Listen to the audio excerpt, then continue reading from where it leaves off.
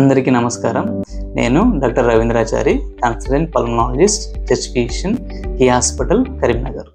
నా దగ్గరికి చాలామంది రికరెంట్గా సైనసైటిస్ కానివ్వండి, లేకపోతే ఆస్తమాకి, లేకపోతే చాలా కాలంగా దగ్గు, జలుబు ఇవన్నిటికీ విపరీతంగా మందులు వాడి, నీరస వాడి టైం వేస్ట్ చేసుకున్న వాళ్ళు చాలామంది ఉంటారండి. వీళ్ళందరికీ ముఖ్య కారణం ఏంటంటే అలర్జీస్ అనమాట.